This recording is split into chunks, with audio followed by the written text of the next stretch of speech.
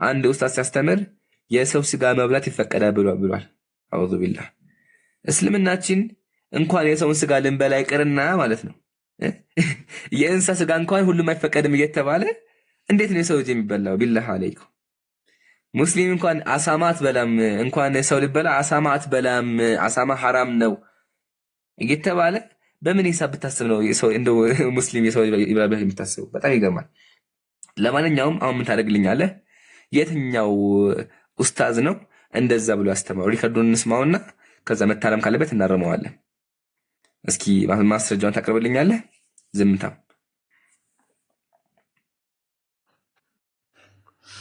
አያኔ በእንትን በኡስታዝ ደረጃ ሳይሆን እኔ ከፈለክ ሐዲስ ላይ አወጣልሃለሁ ማስረጃ። በጣም ጥሩ አውጣልኝ። በቃ አይዋ አሁን እየተደማመጠ መጣ። ዝም ብዬ በትዕግስት እየሰማሁ ነው። አንተም በትዕግስት ሳታቋርጥ አምጣ መጀመሪያ ማስረጃ። አሁን ጥሩ አሁን ቁጥ ተስማማን እኮ ይዘህ መጣያ። ጥሩ መጣ። ሐዲስ ላይ አለ ብለህ ሐዲስ ላይ ካለ ሐዲሱን አቅርብልኝ እስኪ አንዴ። አትጩህ እየጮህክ ያለው ሰው አንተ ነህ። ካልታወቀ አሁን እየጮህክ እኮ የለም። ምን ነካ? ዝም ብሎ ነጭው የምትለኝ አያ ይሄ ፍርሃት ይባላል። ፖለቲካ አልቻልክበትም። ፖለቲካ እንደዚህ ያሰራ መቼ ወንድም ፖለቲካ የሚሰራ አልቻልክበትም። ፖለቲካ ራሱ አጭ ይለኛል። ኖ ዝም ብለህ አይደለም። ማስረጃውን አቅርብልኝ አንዴ።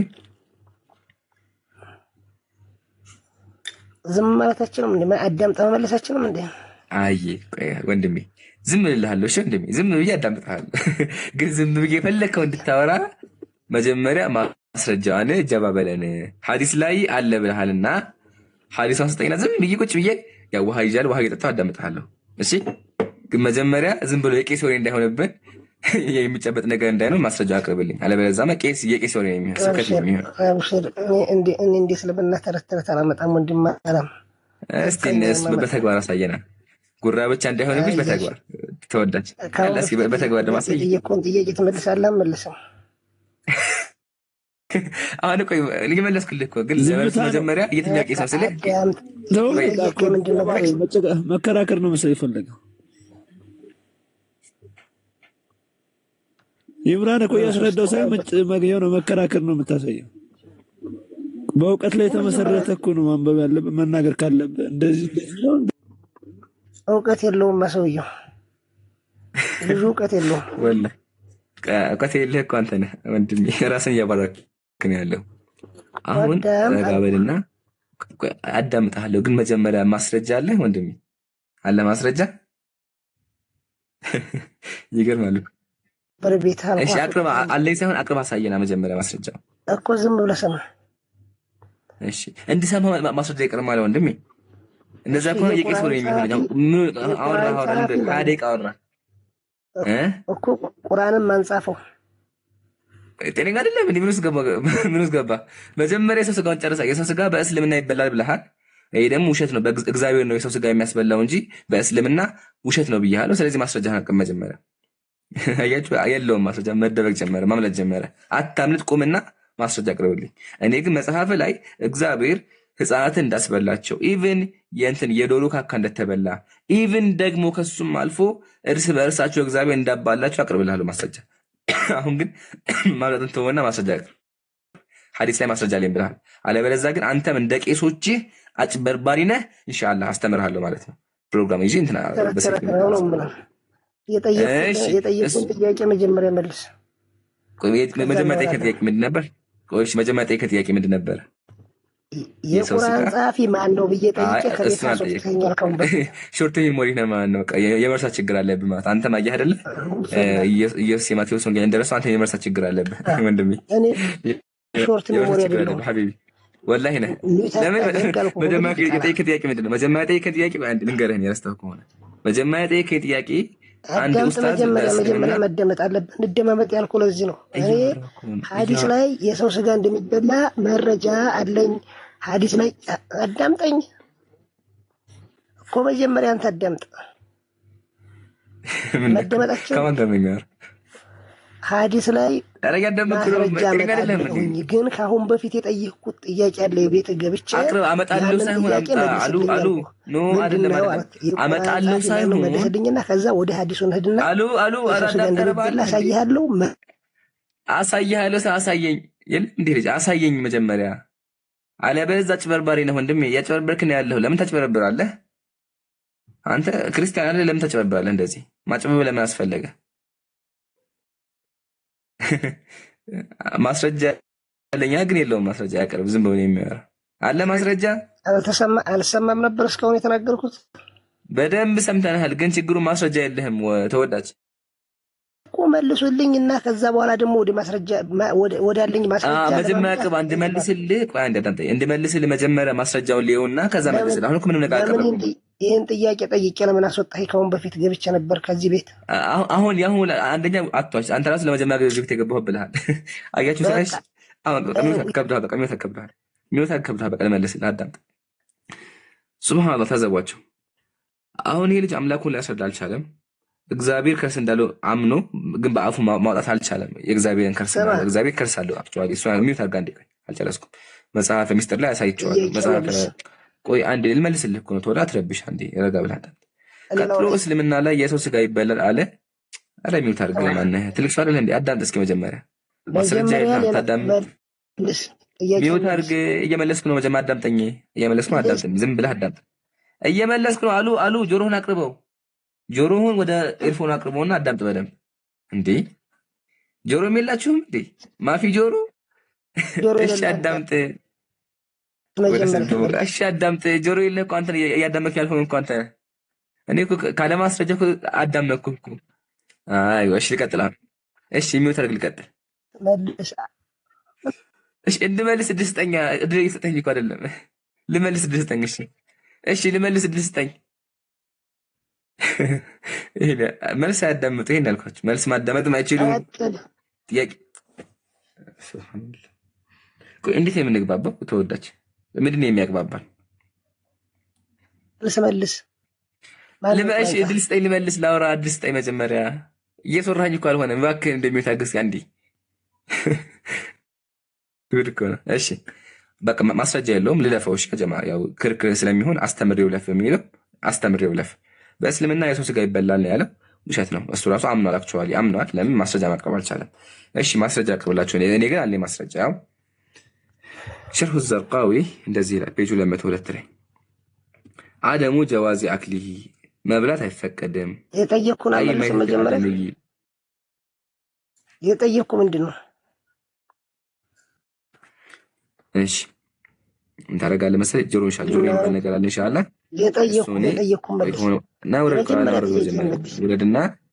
ውረድና ከዛ ምን ታደርጋለህ መሰለህ? ጆሮ ሲኖር ትመለሳለህ። የመጀመሪያ ጥያቄ ተመለስልኝ እኮ ነው። ይሄ ልጅ አዳምጥም እንዴ? አሁን እየመለስኩ ያለሁት መጀመሪያ ጠየቅከውን ጥያቄ ነው። ጆሮህን ኢንሻአላህ ይዘህናና ትቀጥላለህ። መጀመሪያ ጠየቅከው ጥያቄ እንግዲህ ይሄን ጥያቄ ማለት ስመልስ ግን አያዳምጥም። ልቀጥል። ለማንኛውም ተመልከቱ። አይፈቀድም። ወለው ካፊር እንኳን ቢሆን አይፈቀድም። ወለው ሙስሊም እንኳን ቢሆን አይፈቀድም። አው ባዕض ነፍሲሂ የራሱን አካል እንኳን ቢሆን አይፈቀድም። ፈላ የእኩሉ ባዕضሁ ራሱን እንኳን አይበላም። አላያችሁ አይደለ? በእስልምና አይፈቀድም። ሐራም ነው። ሐራም ጨረስን። ይሄን ካየን በኋላ በክርስትናው እንዴት ነው? አይዋ እንዴት ነው? እስቲ ነገር እንመልከት። እንዴት ነው በክርስትና? ጳውሎስ ምን አለ? ከህሊና የሚነሳውን ጥርጣሬ አስወግዳችሁ ማንኛውም በገበያ የሚሸጠውን ስጋ ሳታመነቱ ብሉ አለ።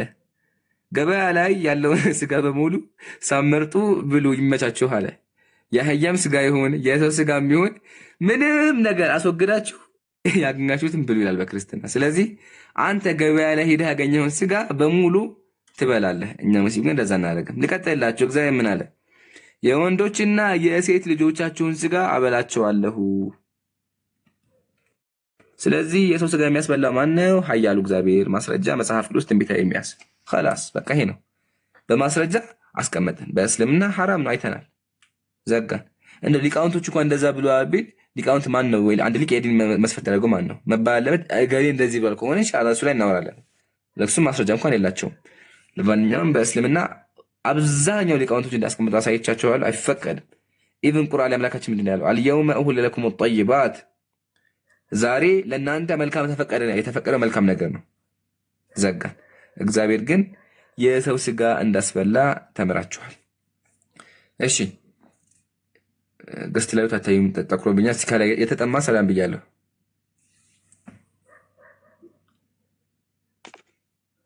ሰላም ሰላም ኢምራን እንዴት ናችሁ? ሰላሙን አላ መን ተቢዐ አልሁዳ። እሺ ወገናችን ከየት ቤተ እምነት ነህ?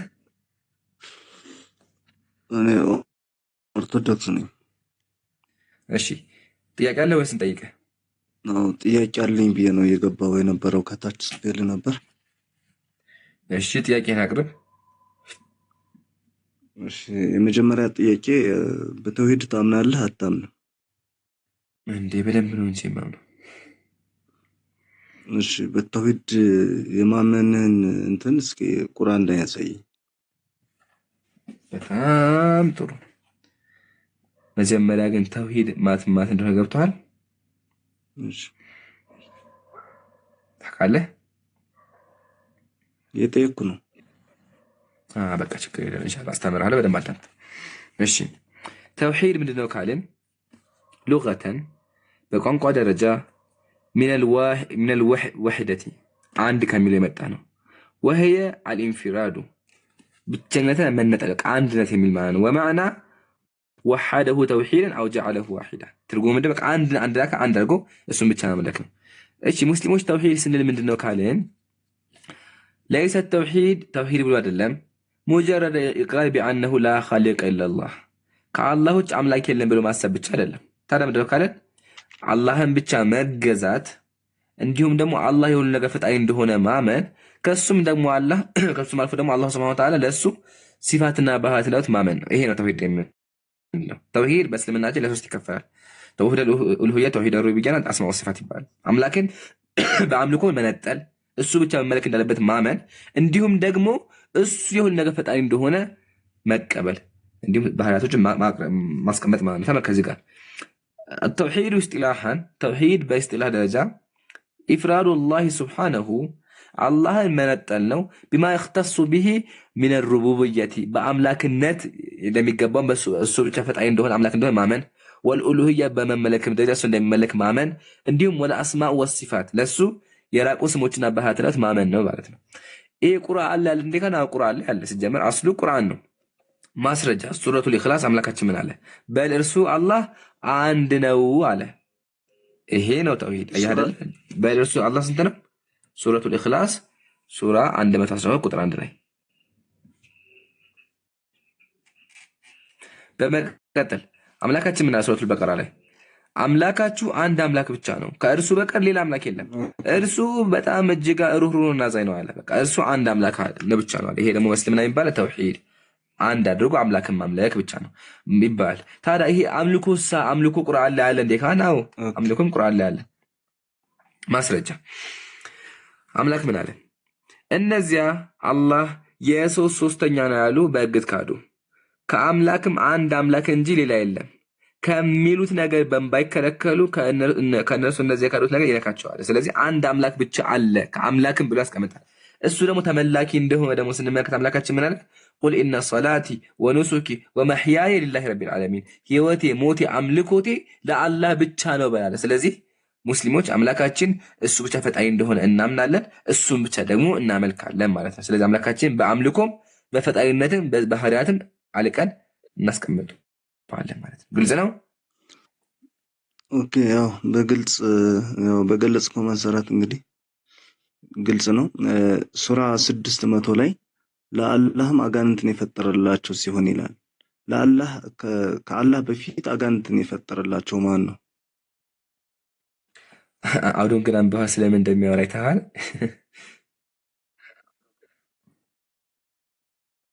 እስኪ ቀስ ብለህ አንድ የረጋ ብለህ አንቀጽ ነው እስኪ። ሱብሃንአላህ አንተ ሱራ 600 ላይ አይ አንድ አንብባ እስኪ። አንተ ራስህ ይዘህ ታላለህ ቁርአኑ ቁርአን ይዘህ በዚህ አንብልህ እስኪ አንብባት። ምንድን ነው የምትለው? ሱራ 600 ላይ ሱራ 600 ላይ ለአላህም አጋንንትን የፈጠረላቸው ሲሆን ይላልና ከአላህ በፊት አጋንንትን የፈጠረላቸው ማን ነው ነው? እስቲ አንድ የረጋ ብለህ አንብባ አንቀጹ መቼም አሁን እንኳን ለአላህም አጋንንትን የፈጠረላቸው ሲሆን እሺ ቀጥላ እንደዛ ነው አንቀጹ አውጣው እኮ እኔ ጥያቄ ነው እኮ ኮሽን ነው አላስቆም እንዴ? እሱማ ገባኝ ግን አላስቆም ኮሽን ነው ያስኩት ጥያቄ ነው ያስኩት እንጂ ሙሉ እዛ ላይ መልሶ አለ የተጠማይ ሆነ ይገባሃል። እስኪ ጨርሰህ አንብበው አንዴ እኮ ግለጠዋ ታዲያ እሱ ካንተ ጋር አለ አይደል? ስለዚህ አንተ አላስቆም ችግር የለም። እኔ እኮ ይዤዋለሁ ያነበብኩ ነው ስላከኝ እኮ አየህ አይደል? አንደኛ አንቀጹን አላነበብኩም የተጠማየ ወንድሜ አንቀጹን አላየሁም ጭራሽ ነው። ይገርማ አንተ ራሱ ብታው ትገርማለህ። እሺ አሁን ልገጥልህ ለሌላ እሺ አንብበው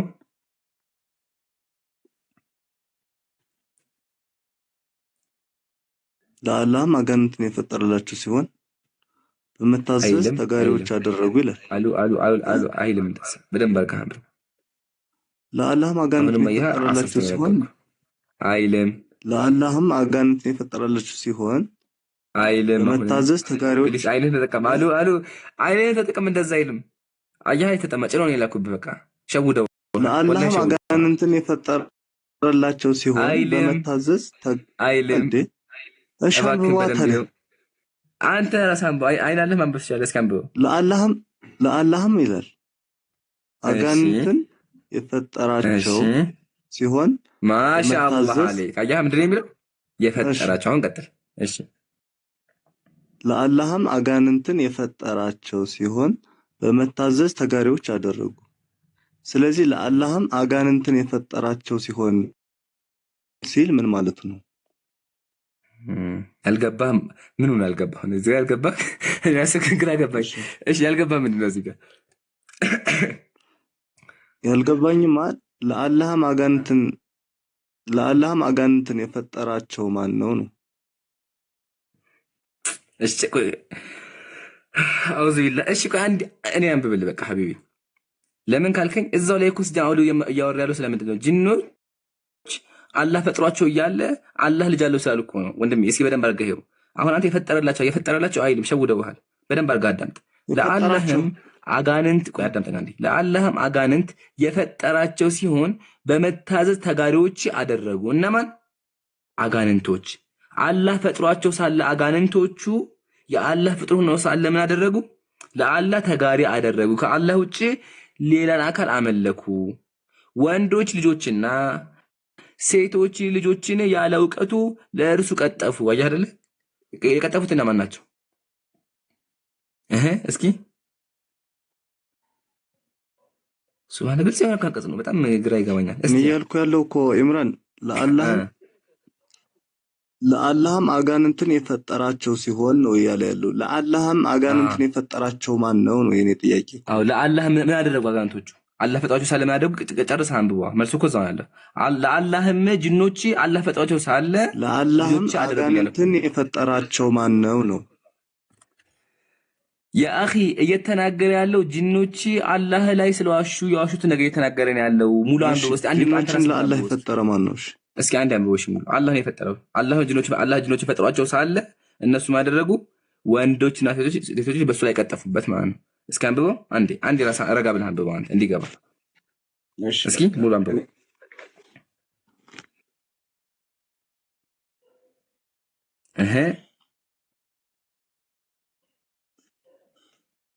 የተጠማየ አያህል ይሄን ያልኩህ ስታነበው መልሱ አላህም አጋንንትን የፈጠራቸው ሲሆን በመታዘዝ ተጋሪዎች አደረጉ።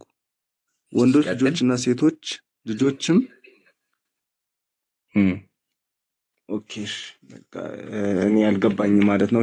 ወደ አንድ ጥያቄ አንልፍ ማለት ነው። አሁን ማልጨረስኩም ጨርሰናል። የተዘረፈ አሉ ጨርሰናል። በመጀመሪያ ጠቀም ይቻላል፣ በእስልምና አይቻልም። ያ አኺ አትዝለል። ይሄ መጀመሪያ ጨርሰናል። አሁን ጨርሰናል እኮ በቃ የኔ አይ ጨርሰናል። እንደዛ የሚባል ነገር የለም።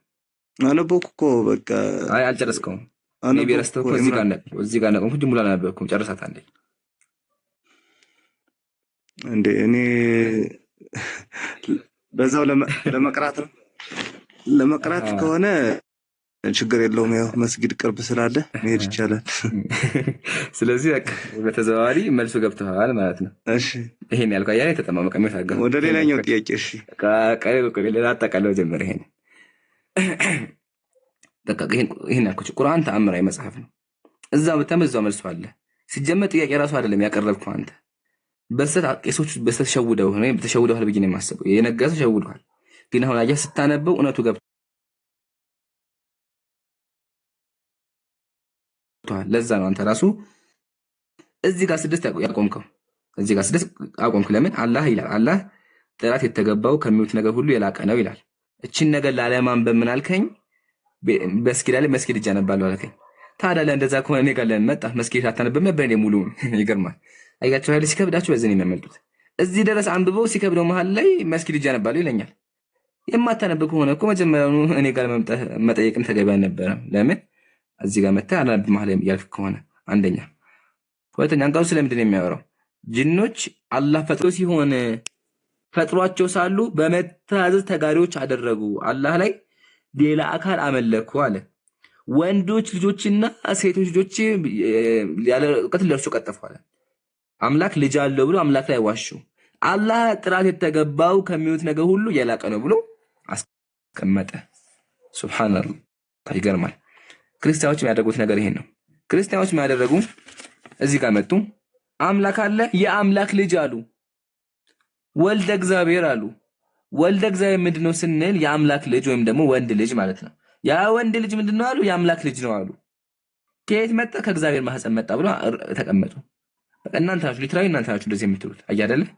አምላክ ደግሞ ከእናንተ ሐሳብ የጠራ ነው። ወገኖቻችን ግን በሚያሳዝን ሁኔታ ይላሉ አምላክ ልጅ አለው፣ የአምላክ ልጅ ኢየሱስ ነው ይላሉ። ከዛ በጣም የሚገርመኝ ነገር ነው መሰለኝ ያ ወንድ ልጅ ደግሞ ምንድነው? ጾታ ወንድ ነው፣ ከማርያም የተገኘ ነው። ሉቃስ ወንጌል ምዕራፍ 1 ቁጥር 35 ምንድነው የሚለው? እነሆ ትጸንሻለሽ ወንድ ልጅም ትወልጃለሽ ይላል። ያንን ወንድ ልጅ ኢሳይያስ ላይ እግዚአብሔር ፈጠረኝ ያለውን መጽሐፈ ምሳሌ ምዕራፍ 8 ቁጥር 19 መጽሐፈ ምሳሌ ምዕራፍ 8 ላይ እግዚአብሔር የመንገዱ መጀመሪያ አድርጎ ፈጠረኝ ያለውን የተፈጠረውን አካል ይላሉ የእግዚአብሔር ልጅ ነው ይላሉ። ከነዚህ አይነት ነገር ራሳቸው አድነው ወደ ሁለተኛው ጥያቄ ማለፍ ትችላለህ።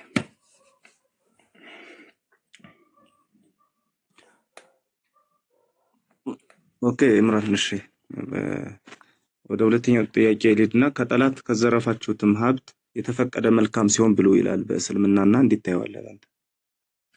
ጥያቄ የሆነብህ ምንድነው? ጥያቄማ በእስልምና ከጠላትም ይሁን ከምንም ይሁን የሰው ገንዘብ እንደማይበላ ይነገራልና ከቁርአን ላይ ደግሞ ከጠላት ከዘረፋችኋቸውም ሀብት የተፈቀደ መልካም ሲሆን ብሉ ይላል። ደግሞ አዳምጠኝ። ቢያንስ ጥያቄ ነው፣ ጥያቄውን ልመልስልህ። በመጀመሪያ በእስልምና እንኳንም ሙስሊሞች ልንዘርፍ ይቅርና አምላካችን ቁርአን ላይ ምንድን ነው ያለው? አሳሪቁ ወሳሪቀቱ ፈቅጠኡ አይዲየሁማ ነው ያለው። ዘራፊውንና ዘራፊቱን ወይም ደግሞ ሌባና ሌባይቱን እጃቸውን ቁረጡ ነው ያለው። እንኳን ዝረፉ ሊል ማለት ነው። ቀጥሎ ሱረቱል አንፋል ላይ የማረካችሁ የዘረፋችሁት ይላል አልከኝ። መጀመሪያ ቁርአን የወረደው በአረበኛ ነው። እሺ በአረበኛ አንፋል ወይም ነው ገኒማ ይባላል። ገኒማ ማለት ምርኮ ማለት ነው። ግን አማርኛ ላይ ሲመጣ ዘረፋ በሚል ተቀመጠ። ማለት ከጠላት የሚዘረፍ የሚበዘበዝ ማለት ነው። አንድ ሰው ጠላትን ያጠቀዋል፣ ጠላት ጋር ይዋጋል። ጠላት ጋር ሲዋጋ ከተዋጋ በኋላ ያ ጠላቱ ሲያመልጥ የሚተው ነገር አለ። ምሳሌ ሰይፍ አለ፣ መገልገያዎች አሉ፣ አህዮች፣ ግመሎች አሉ። እነዚህ ምን ይባላሉ? ምርኮ ይባላሉ። እነዚህ ቤታቸው ምርኮ ናቸው። ግን በድሮ አማርኛ ምን በሚያስቀምጡት? ይሄ ዘረፋ በሚያስቀምጡት። ለምን? ከጠላት የሚበዘበዝ ከጠላት የሚወሰድ ስለሆነ። ዘረፋ ማለት አንድ ሄደህ አጥቅተህ የምትወርሰው ነገር ማለት ነው። ስለዚህ አዎ በእስልምና ምርኮ መያዝ ይቻላል። ኢቨን በመጽሐፍ ቅዱስም ራሱ አብርሃም ከዘረፈው ነገር ለእግዚአብሔር አስራት አውጥቷል። በክርስትናም ይቻላል ዘረፋ ወይም ደግሞ ምርኮ ማለት ነው። አይደለም በዚህ አንጻር ነው እንጂ ሄዳችሁ እንትን አርጎ ወይም ደግሞ ዘረፉ ሄዳችሁ ሰረቁ የሚባል ነገር በእስልምና የለም። ነገር ግን ጦርነት ከተፈጠረ ጦርነቱ ላይ የተማረከው የተገኘው ነገር አዎ የሙስሊሞች ሀብት ነው። እንዳም ቁርአን ላይ ሊላሂ አንደኛ ለአላህ ነው የሚሆነው፣ እስልምና ላይ ነው የሚሞላው። ሁለተኛ ለተዋጉት አካላት ነው። ሶስተኛ ለድሃዎች ነው የሚለው። ያ ድሃዎች ከዛ ከተማረከው ንብረት ይካፈላሉ ማለት ነው። ይሄም ደግሞ ምንድነው? ጠላት ሙስሊምን ሊገል ሲመጣ ሙስሊሞች ስንዋጋቸው የዛ ሰዓት ይዟቸው የመጡት ነገር ማለት ነው። ግልጽ ነው ወገናችን? ኢምራን የተማረከ እኮ አይደለም ያለው የተዘረፈ ነው እያለ ያለው ሱራ 869 ላይ ያውጥተህ አብራራልኝ። እሺ ሜቢ አልሰማኸኝም ይሆናል እንጂ አዎ የተዘረፈ ሲባል የድሮ አማርኛ ነው ብዬ ካስቀምጬልህ አይደል? መጀመሪያ ቁርአን ስትመለከት ማየት አለብህ። ይሄን በቀላል አማርኛ አውጣውና እኮ ማስረዳት አውጣውና ይቻላል 869 ላይ አይ ሱራ 8 አንተ በቀላል አማርኛ እኮ በዚህ ሰዓት እንኳን በዚህ ሰዓት የ1400 ዓመት አይደለም ወይ አንዴ ማን ነው የሚውት አድርገህ ዮኒ ተነሳብህ የሚውት አድርገህ ማን ነው ወይ አንዴ ረጋ መጀመሪያ የሚውት አድርገህ ግልጽ የሆነ አማርኛ ማስረዳት ከባድ ነው ቆይ ዮኒ ምን ነካ ቆይ መጀመሪያ ልጅ ይጨርሳል የሚውት አድርገህ የተጠማለህ አለው ሱራ 869 ላይ ያለውን አውጣና አሳየኝ እሱን ሰምተናል እኮ እንድንግባባ ረጋ በልና ጠላት መቶ ሲያጠቃህና ስትማርከው የተማረከው ነገር ምን ይባላል በአማርኛ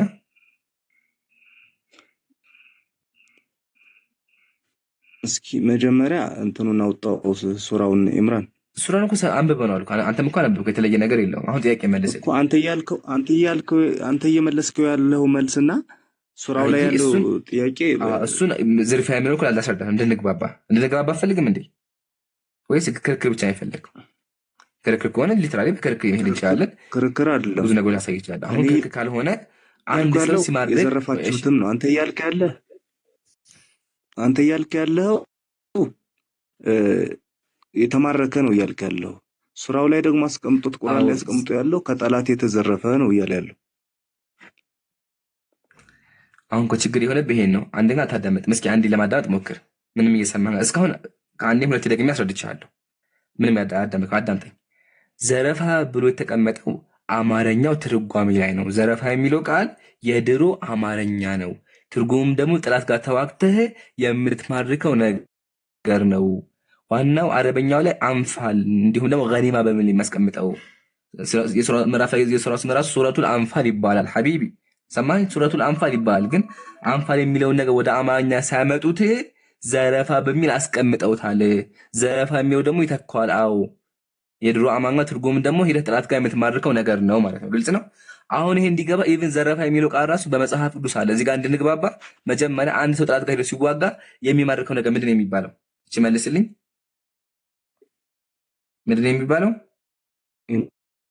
ኢምራን መጽሐፍ ቅዱስ ላይ ሳይሆን ቁርአን በቁርአን ላይ ነው መመለስ ያለበት እኔም ቁርአን ላይ እየመለስኩ ወደ ምን አስቆረጀው መጽሐፍ ቅዱስ ላይ ቁርአን አንዴ ወደ መጽሐፍ ቅዱስ ገብቻለሁ እኔ አይ መጽሐፍ ቅዱስ ላይ አለ ስላልከኝ ነው እሱ ላይ እመጣልሃለሁ አንተ መጽሐፍ ላይ አስተምርሃለሁ ግን መጀመሪያ ሳይሆን አለ ስላልከኝ ነው ይሄ እንዳለ ማሳያለሁ እንዳላሳያለሁ ግን መጀመሪያ እኛ ላይ እንጨርሳለን መልስ ከቁርአን ላይ ከሆነ ቁርአን ላይ ነው መመለስ እኔም ቁርአን ላይ እየመለስኩልህ ጆሮ አይሰማም እንዴ ቁርአን ላይ እየመለስኩልህ ያለሁት ግን እንዲገባ በአንተ ማለት እሱም በኋላ ነው ማሳይ አልጠቀስኩም እኮ ጠቅሻለሁ እንዴ አልጠቀስኩም እኮ ከፈለግን ዕብራውያን ልስትመራው አለ መጽሐፍ ዕብራውያን ምዕራፍ 7 ቁጥር 2 ላይ አለ ያዘው ከፈለግ እንመጣበታለን በኋላ አብርሃም ዘርፎ ከጠላት የተዘረፈ ሀብት የተፈቀደ ሲሆን ተጠቀሙ ማለት ትክክል ነው እያልከኝ ነው እንዴ ተራ ምርኮ አይቻልም እንዴ መማረክ የሚባል አታውቅም ምርኮ አይደለም እያለ ያለው ከጠላት የተዘረፈ ማለት ምርኮ ማለት ደግሞ ያካሉት ምንድነው ሲሆን ብሉ ነው ከጠላት የተዘረፈ ማለት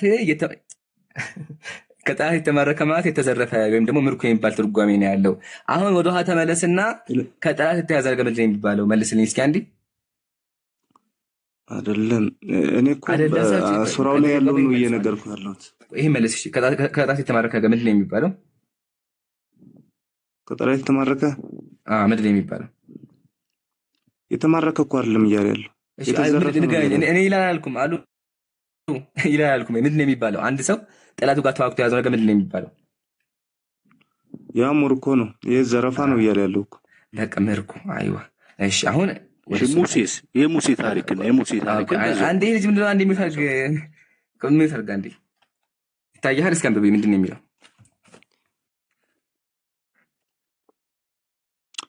አንብበው ይኸውልህ ይሄ እኮ ከቁርአን ወደ መጽሐፍ ቅዱስ የኩረጃ አይደለም ይሄ ኩረጃ ነው ኩረጃ ወይም ተጠጋግተህ የምትመልሰው አይደለም ቁርአን ላይ ያለሁት አሉ ምዕራፍ እንደውታል ሱሩቱል እሺ አውጣው አረጋ እንደስ ሰከንድ በእሺ ብራዛ አቸኩኝ ቁርአን የከፈኩ ሳይሆን ደንግጦ መጽሐፍ ቅዱስ ነው 869 ስላላወጣው እኮ ነው አንተ ሌላ አንቀጽ ውስጥ ስለገባ ነው እኔ ያልኩት ሱራ 8 አኹያ 869 ላይ አውጣውና በዛ መሰረት አስረዳኝ ያው ሱራ 8 አይታየም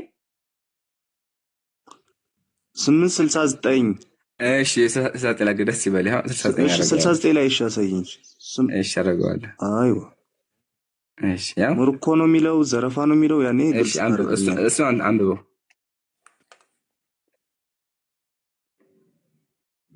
እሺ አነባዋለሁ፣ ችግር የለም። አነባዋለሁ። አንብባ። እሺ በደንብ እሺ እንትን ራቅ አድርገው ራቅ እንዲህ በደንብ አድርገውና ነው የሚታየው። በደንብ እሺ። እሺ የአላህ ውሳኔ ባልነበረ ኖሮ ይላል። እሺ እዚህ ጋር ትንሽ ወደ ሳብ እሺ አይደለም ሙሉ እየታየኝ አይደለም ለኔ ብዬ ነው። እሺ አሁን እንደዚህ አደርግልሃለሁ፣ ችግር የለም። እሺ ኦኬ። ከስር ያለው አይዋ የአላህ ውሳኔ ባልነበረ ኖሮ አይዋ አሁን ይነበባል። የአላህ ውሳኔ ባልነበረ ኖሮ ምን አንበው፣ እስኪ አንበው። አንተ ችግር የለም አንበው። አንተ ነብይ ሆይ ማንበብ እንኳን አችልም፣ ሰነድባለሁ። አንተ ነብይ ሆይ ችግር የለም። እሺ አነባዋለሁ። አንተ ነብይ ሆይ ከምርኮኞች መካከል በእጆቻችሁ ላሉት በላቸው፣ አላህ በልቦቻችሁ ውስጥ በጎን ነገር እምነትን ቢያውቅ ከቶ ስለተሻለ ነገር ይሰጣችኋል ይላል። ምንድን ነው የሚለው እዚህ ጋር? ምርኮኞች አይደለም? ምንድን ነው የሚለው?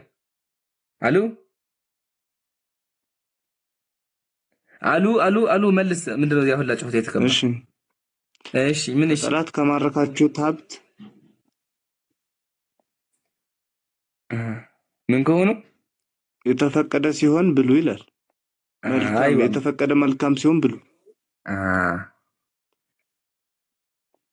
ምን ከሆነው አላህ መሐሪና አዛኝ ነው ይላል መጨረሻ ላይ። ከማን ጋር የምታወራው? ከኔ ጋር ነው እያወራ ያለው? ከጠላት እያለ ነው። ከማን ጋር ነው እያወራ? ማን ጋር ነው ገብቼ ያለው ታዲያ? እኔ የማወራው መልስልኝ።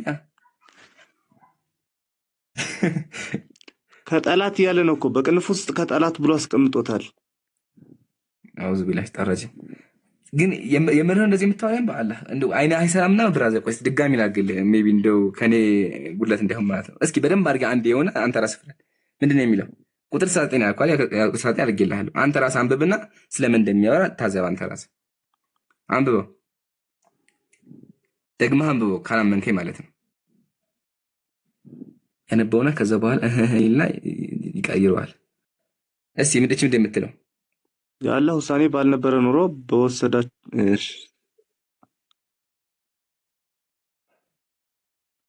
አላህ መሐሪ ነው እያለ ነው። አውዝ ቢላህ እዚህ ጋር እንደዛ አላህ መሐሪና አዛኝ ነው እያለ ነው። እዚህ ጋር እንደዛ ይመስል በደንብ ደግሞ እዚህ ጋር ምንድን ይመስል በደንብ ይኸው አይነት ነው። በቃ ሐቢብ ከታች ነው እንዴ እያነበብክልኝ ያለው? አዎ ታዲያ እንዴት ነው የፈለከው?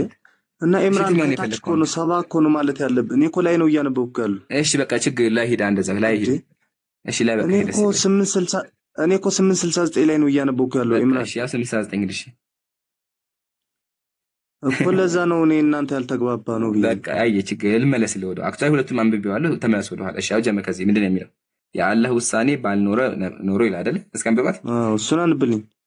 እሺ ላንብብልህ እኔ በቃ የአላህ ውሳኔ ባልነበረ ኖሮ በወሰዳችሁት ቤዛ ከባድ ቅጣት በነካችሁ ነበር። ከጠላት ከማረካችሁት ሀብት የተፈቀደ መልካም ሲሆን ብሉ። አላህ ምን እያደረኩ ነው ያለሁት? እየበላሁ እንዲ ያለሁት አንብብልኝ። እየበላሁ እኮ እያነበብኩ ነው ያለሁት። እሺ ከጠላት ከማረካችሁት ምን ካረጋችሁት? እሱ ጋር ነው ምን ካረጋችሁት ነው የሚለው? እሺ መጽሐፉም ዝም ቄሱም ዝም። በቃ ተሸውደሃል። ቄሱ አጭበርብሮሃል። ቄሱ ከማረካችሁት በቃ ቅድም ከማረካችሁት አይመስል ነበር አይደለ? ስለዚህ ከጠላት የተማረከን ነገር መብላት ይቻላል ነው እያልከኝ ያለው? አዎ በደንብ ይቻላል። ኦኬ። ስለዚህ በእስልምና የሰው ሀብት መብላት ይቻላል ማለት ነው። የሰው ሀብት ይላል። አሁን ያየህ ምን ይባል? ይሄ የሰው እኮ የሰው ነው። ምን ጊዜም ጠላት ሀቢቢ ጠላትና ሰው ላይ ከማን ነው የሚለው? ይሄ ምንድን ነው? እሺ ከጠላት ለምሳሌ አሁን አንዴ ቆይ ከምሳሌ በፊት ጠላት ገንዘብ ያንተ ነው ወይ ነው? ቆይ አንዴ የተማረከ ይላል ወይስ አይልም? መስሎኝ ስማ መጀመሪያ የተማረከ ይላል ወይስ አይልም? የተማረከ ከጠላት ከማረካችሁት ይላል ወይስ አይልም? ከማረካችኋቸው ይላል አይደለ? እሺ ይላል። ከማረካችሁት የተፈቀደ ሲሆን ብሉ። እሺ አይዋ አሁን እዚህ ጋር አንዴ እንድንግባባ ዝም በል አንዴ። እሺ አንዴ። ስለዚህ የጠላት ገንዘብ የኛ ነው ወይ ማለት ይቻላል ወይ? በእስልምና ነው። አዎ የተማረከ ነገር እንድንግባባ እኮ ነው። አንዴ እዚህ ጋር ቁምና አሁን ምን እናደርጋለን መሰለህ? መጽሐፍ ቅዱስ እንከፍታለን ማለት ነው። እንድንግባባ ሁለታችንም እንድንግባባ ማለት ነው። እሺ እስኪ ወይ አይደለም ሶሪ መጽሐፍ ቅዱስ ሳይሆን ኢምራን እኔ ቁርአን ላይ ነው እየጠየቅኩ ያለው። መጽሐፍ ቅዱስ ራሱን የቻለ ጥያቄ መጠየቅ ትችላለህ። እንዲገባ ነው ጨርስልኝ ከቁርአን ላይ እስልምና ይመልሽልህ እንድንግባባ ነው። እስልምና ላይ ያለውን ምርኮ እንደሚቻል በምን አንጻር እንደሆነ አስረድቻለሁ። እስኪ አንበባት አንዴች ወደ የምትለው ኢምራን እንዲገባኝ ከሆነ ጥያቄ ከሆነ ጥያቄውን ራሱ ኢምራን አዳም እኔ አነበዋለሁ እንደዚህ ይላል። የባቢሎን ንጉስ ብርቶቹን ሰልፍ የሚችሉት ሁሉ ኃያላን ሁሉ 7,000 አንዴ ዝም በላ ቆይ እስልምና የተጠየቀውን ወደ እስልምና ላይ እኮ መለስኩልህ አሉ። እስልምና ላይ እኮ ምርኮ እንደሚል አይተሃል። ምርኮ ደግሞ እንደሚቻል አምኜልሃለሁ። ምንም ጥርጣሬ የለውም። ምርኮ ኢቨን አሁን ድረስ ምርኮ አለ። ምርኮማ ጠላት ጋር ትዋጋ፣ ጠላት ጋር ስትዋጋ ጠላት ይዘው የሚመጣውን ነገር አዎ ለሱ መጠቀም ይቻላል። ምንም ጥርጣሬ የለውም። ኢቨን በክርስትና ማለት እያልኩህ እኮ ነው። ያው እዚህ ጋር ምንድን ነው የሚለው? እሺ ብረት ሰራተኞችን ወሰደ ወደ ባቢሎን ማረከ ይላል። ምርኮ የሚባል ነገር ሰዎች ይማርኩ ነበር በመጽሐፍ ውስጥ። ኢቭን አብርሃም ራሱ ከማረከው ነገር ለእግዚአብሔር አስራት አውጥቷል። ማስረጃ መጽሐፈ ዕብራውያን ምዕራፍ 7 ላይ ብትገባ አብርሃም ከማረከው ነገር አስራት አቀረበ ይላል። ለእርሱም ደግሞ አብርሃም ከሁሉ አስራት አካፈለው እያለ ይናገራል። ስለዚህ አስራት የሚባለው ነገር ምርኮ የሚባለው ነገር በመጽሐፍ ቅዱስም አለ፣ ይቻላል። እኛ አይቻልም ብለን አልተከራከርንም። ግልጽ ነው።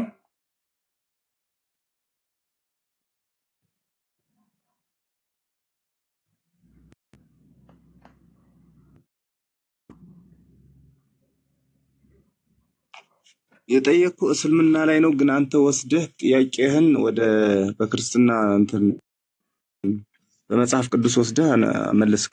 ለማንኛውም ችግር የለውም። አንድ ጥያቄ ልጠይቅህና ከዛ ችግር አለው። አንዴ ችግር አለው። አሁን ይሄ ምን ይባል መሰለህ? ከጥያቄ በኋላ መልስን መካድ ይባላል። አየህ አይደለ?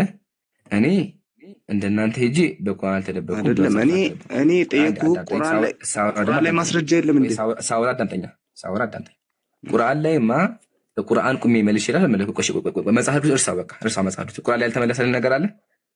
ይሄ ቦታ አልተመለሰልኝም። በቃ አልተመለሰ። ቁርአን ላይ ያልተመለሰልኝማ የሰው ገንዘብ የሰው ነው አይደለ? የጠላትም ይሁን የምንም ይሁን የሰው ነው በቃ። ስለዚህ በእስልምና የሰው ገንዘብ መብላት ይቻላል ወይ? ከጠላትም ይሁን ከምንም ይሁን በቃ ጠላት፣ እሺ የጠላትን ገንዘብ በእስልምና ይፈቅዳል ማለት ነው በቃ መብላት። ይሄ አንተ ነው ያልከው፣ እሱ ያልከው አንተ ነህ። አየህ አይደል? አሁን እዚህ ጋር ይሄ ሁለተኛው ጥያቄ ይባላል። እሱ ያልከው አንተ ነህ። ይሄው ከጠላት የተማረከ እያለ እኮ ነው።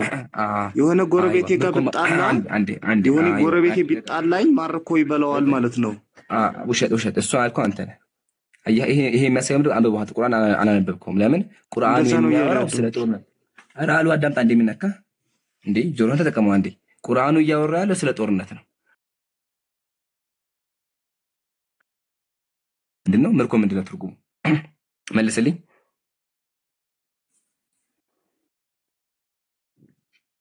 ምርኮ ምንድነው? ምርኮማ ከጦርነት በኋላ የሚገኝ ገንዘብ ነው። የሰው ምርኮ አይደለም እኮ ሀብት እኮ ነው። ቆይ አዳምጥ መጀመሪያ። ምርኮ ማለት ምን ማለት ነው? መልስ።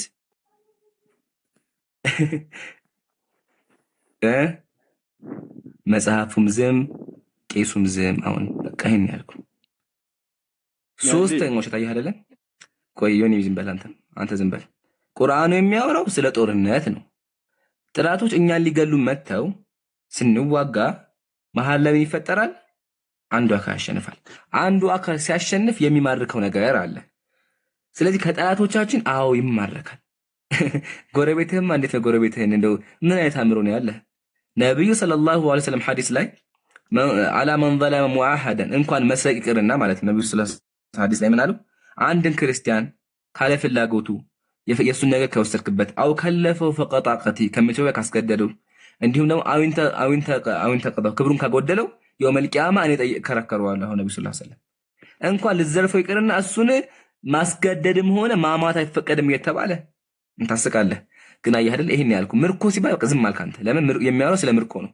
ምርኮ ማለት ደግሞ ከጦርነት በኋላ የሚገኝ ሊተራሊ ከጦርነት በኋላ የሚገኝ ነው እንጂ ጦርነት ሄደህ ሰላማዊ ሰው ግደል የሚል ነገር ጭራሽ ሆኖ አይወራም። ከጠላት ነው የሚለው። ጠላት ጋር ስንዋጋ የሚፈጠረው ነገር የሚያስረዳ ነው። መፍሁም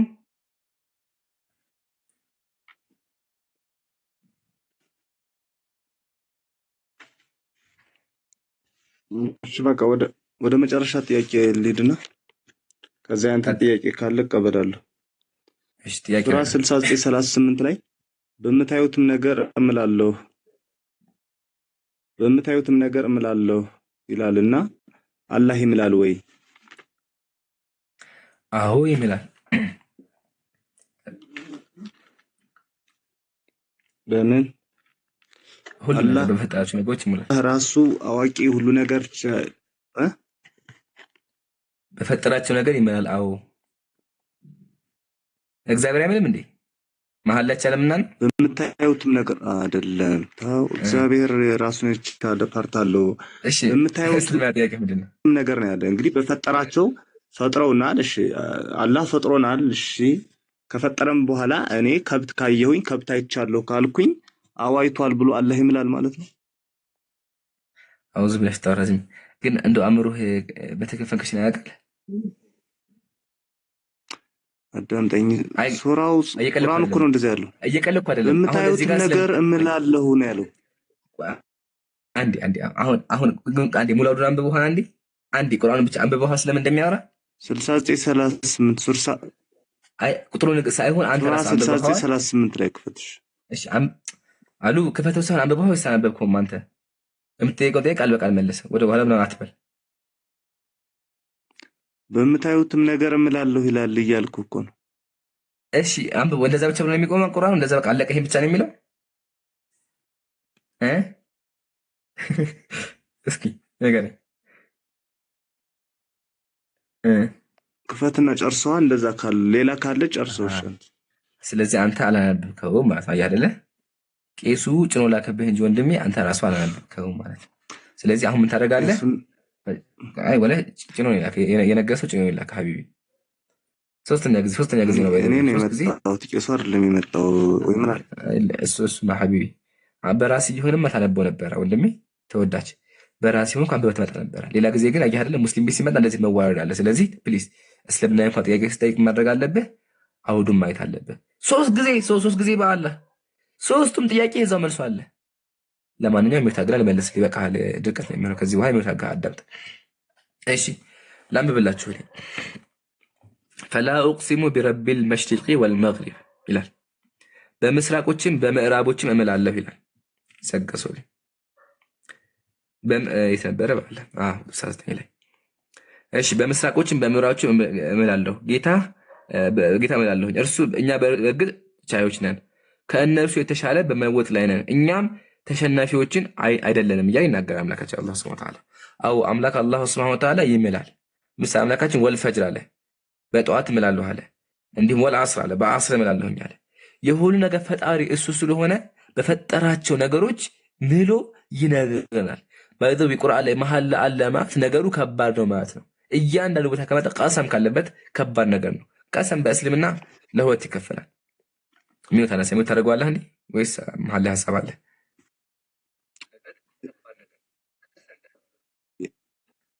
ኢምራን አንተ ያነበብከው ፓርት ሌላ ቦታ ነው። እኔ 69:38 ላይ ነው ያልጠየኩ። እኔም ደግሞ 69:38 ላይ ያነበብኩት ሜቢ አላየሁም ይሆናል። ለውጣ ልልቀል ሚውት ከማድረግ በፊት መልሱን መልስልኝ። እኮ እንዳልገባው ነው የሚቆጠረው። ያነበብኩት አንተ ያልከው ነው። አንተ ራሱ አታውቀውም፣ አንቀጹን አታውቀውም ማለት ነው። አንብብልህ። እሺ ነው 69:38 ላይ አንብልኝ። ችግር የለውም። እሺ እናነበዋለን። አይ አግኝቼዋለሁ። ከፍ ብለን አንብበው። ለእነርሱም ዛሬ እዚህ ዘመድ የለውም፣ ምግብም ከእሳት ሰዎች ቁስል እጣቢ እንጂ በስተቀር የለውም ይላል። ምግብ አያገኙም ይላል። ቀጥሎስ ኃጢአተኞች እንጂ ሌላ አይበላውም ይላል። ከዛ በምታዩት ነገር እምላለሁ፣ በማታዩትም ነገር እምላለሁ። እርሱ ቁርአን የተከበረ መልእክተኛ ቃል ነው ብሎ ይዘጋዋል። ትክክል ነህ። እኔም እኮ ይሄ የለም አልኩህ። ፖይንቱ ግን አምላክ አላሁ ሱብሓነሁ ወተዓላ የሚምለው ነገሩ ከባድ እንደሆነ ሊገልጽ ነው። ፕላስ ደግሞ ስለዚህ አዎ በሚታይም አምላካችን አላሁ ተዓላ በማይታይም በፈጠረው ነገር ይምላል ማለት ነው። አዎ አሁን የሚታይ ሲባል ምንድን ነው? መልስልኝ። ታውቀዋለህ? የሚታይ ሲባል ገብቶሃል? ለምሳሌ በምታዩትም እኛ ፍጡሮች ነን አይደለ? አላህ በቃ አላህ ፈጥሮናል እንበልና በፍጡሮች እኛ ባየነው ነገር ያምናል። በምታዩትም ነገር ያምናል ሳይሆን እዚህ ጋር ምንድን ነው ያደረገው አለ ካለ እኛ በምናየው ነገር ሁሉ በቃ ያምናል ማለት ነው። እኛ ምን ያለ ምሳሌ እኛ በዓይናችን ምን እናያለን? ብዙ ነገር ነው ያለን። በምናየው ነገር ሁሉ ምሳሌ ቆይ አንዴ ምሳሌ ምን እናያለን? የምንሰማውም ነገር ሁሉ አሉ አዳት መጀመሪያ ምን እናያለን እኛ? እሺ ምን የምናየው ነገር ምን እናያለን? ንገረኛ። ይሄን ታያላችሁ በለ። ለምሳሌ ያንተን ልጆች እያየሁ ነውና እኔ ያየሁ ማለት አላህ አይቷል ብሎ ይምላል ማለት ነው። እኔ እንደዛ አይልም። እንደዛ ስላልከው አንተ እንዲገባ ቆያቸው። አሁንም ረጋ በል እሺ። ይሄ አለማወቅ ይባላል። እንድታቅ ረጋ በል አዳምጠኝ። ምሳሌ የሚታይ ነገር ንገረኝ። ሰማይና ምድር ይታያል። የሰው ልጅ ይታያል አይደለ? ትክክል ነኝ? እሺ ጨርስ። ችግር የለም። ጨረቃ ይታያል። ትክክል ነኝ? እሺ አይዋ እሺ። ሁለተኛ የማይታይ ነገሮች መልአክ ይታያል።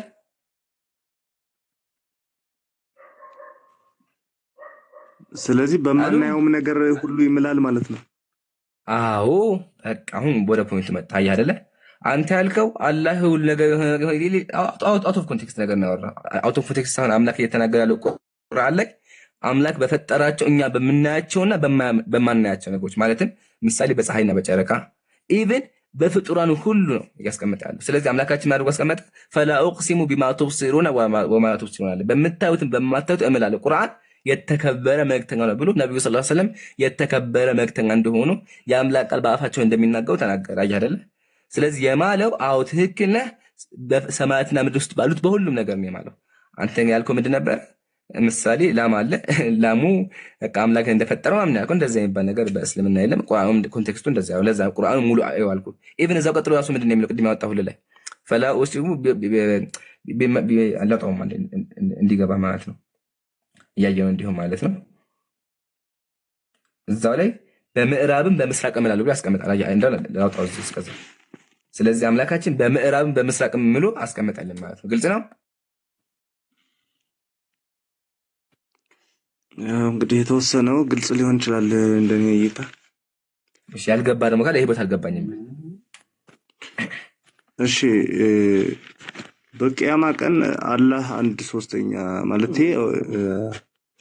ቆይ ርዕስ አቀይራ እዚህ ጋር እንጨርስ መጀመሪያ። በቃ ለዛ ሶስት ጥያቄ ጠይቀኝ። በቃ እዚህ ጋር እንጨርስ መጀመሪያ። እዚህ ጋር ያልተመለሰልን ነገር አለ። መልሰልኛል እኮ ዝም በል ዮኒ፣ ዝም በል።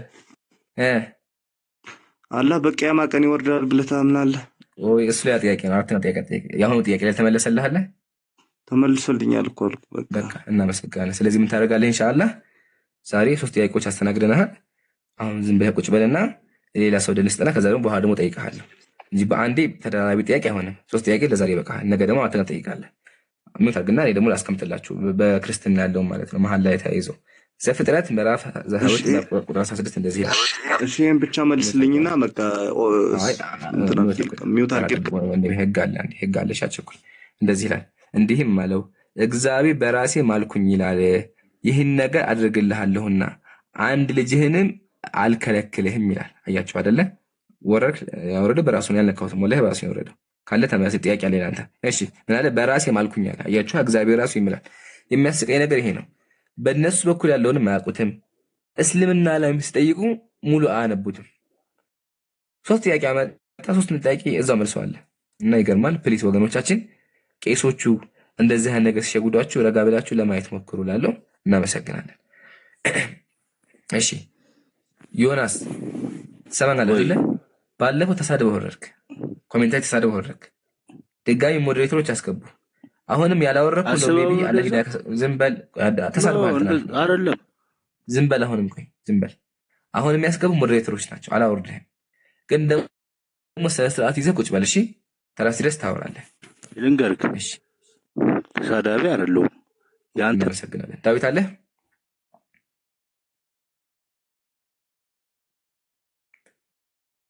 ወገናችን ዳዊት ይሰማሃል? እሺ የለም። አባይ ከላይ አባቢን የሚለው አቤት አቤት። እሺ ሰላም ብያለሁ። ሰላም ሰላም። ሰላሙን አላመን ተቢያል ሁዳ ከየት ቤተ እምነት ነህ? ከኦርቶዶክስ። ኦርቶዶክስ። ስማኝማ የሆነ ጥያቄ ነበረኝ እግዚአብሔር ላይ። እሺ ጥያቄን ላቅርብ? አይ እኔ እንኳን ጥያቄ ልጠይቅ ነበረ፣ ግን ልሞክር። ለማንኛውም ግን ጥያቄ ቢቀርብኝ ይሻለኛል። በቃ ጥያቄ ነገር ችግር የለም። ከዛ ደግሞ ጠይቃለሁ በኋላ ነው። እና የምጠይቀኝ ከሆነ እኔ ብዙ ላልመልስልህ እችላለሁ። ብዙም እንትኑ የለኝም። ስለዚህ በቃ ችግር ጥያቄን አቅርብና ከዛ ደግሞ ጠይቃለሁ። ዛሬ ያው ብዙም ስለማቆይ ጥያቄ አቅርብ፣ ችግር የለም። ከዛ ደግሞ አንድ ጥያቄ ጠይቃለሁ ቃል አድርጌ። እንደዛ ከሆነ ይቅርብኝ። ይቅርብኝ። ምን ይቅርብህ? መጠየቅ ወይስ መመለሱ? መጠየቁ። እሺ ይቅርብህ፣ ችግር የለም። እንደሙድህ እሺ አቅርብ ጥያቄን።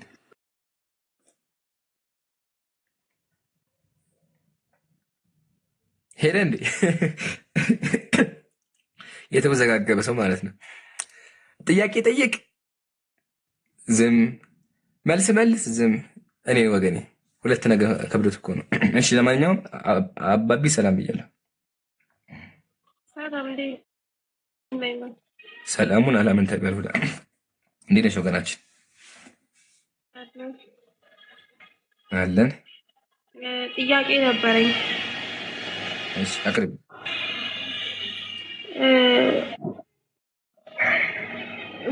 በእስልምና እርግብ እንዴት ነው የምትታሰበው? ምንድን ነች ተብሎ የምትታሰበው? እርግብ የምትታሰበው እንደምበር ነው። በእናንተስ እንዴት የምትታሰበው? አይ እንዴት አሁን ለምሳሌ ከኦርቶዶክስ እርግብ ያው እርግብ ነች፣ ልዩ እንትን አላት እና በእስልምና እዚህ ጋር ሳይ ሙስሊም 1300 ምናምን ላይ ሳነብ እንትን እርግብን የተከተለ ነብዩ ሰለላሁ ዐለይሂ ወሰለም እርግብን የተከተለ ሰው አዩና ሰይጣንን የሚከተል ሰይጣን ብለው ጠሩትና ይሄ ምን ማለት ፈልገው ነው? በመጀመሪያ ሐዲስ ቁጥሩን አምጪው። ሁለተኛ ደግሞ እርግብ በእናንተ ምድር ናት አለችኝ እኮ ቡክ 2 ሐዲስ 1302 ሳይ ሙስሊም አውጥተህ ማንበብ ትችላለህ። እስከዛው ግን በአንቺ ምድር ናችኝ። እርግብ በእናንተ ምድር ናት። እርግብ በቃ የተለየች ነች፣ በኦርቶዶክስ የተለየች ነች። እሺ በምን ተለየች እርግቧ? በምንም አይ እኔና ጠይቀኝ። እኔ ሳይሆን የምጠይቀው አይገርሞኝ እኮ እርግብ በእናንተ ተለያየች። በምን ተለየች እርግቧ? ሰይጣንን የሚከተል ሸይጣን ብለው ስላሉ ነው። መሐመድ እንደዛ ስላለ ነው። ገርሞኝ እኮ ነው ያመጣሽው ሐዲስ እንደዛ አይነት ተሸጉደሽ።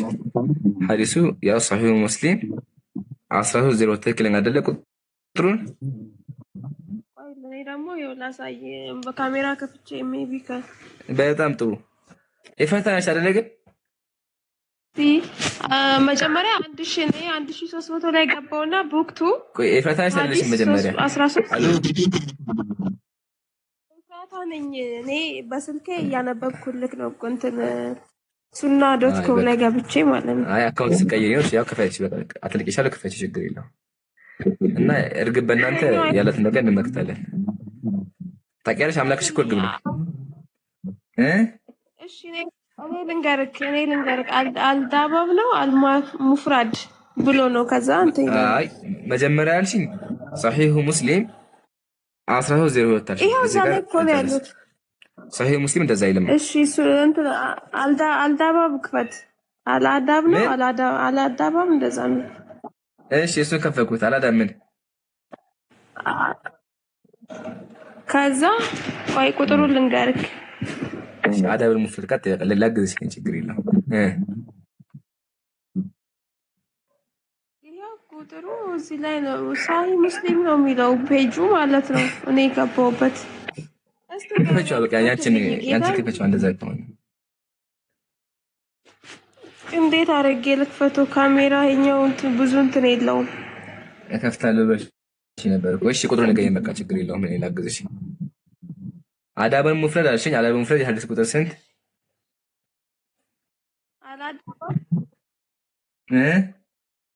ከዛ አልሙፍራድ ይላል። አላዳብ አልሙፍራድ ይላል። ከስር ደግሞ ይሄንን አስቀምጦታል ማለት ነው።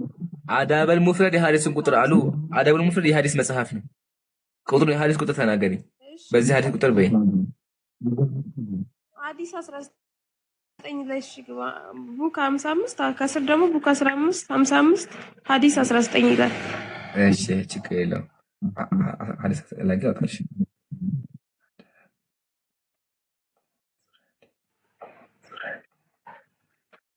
ያው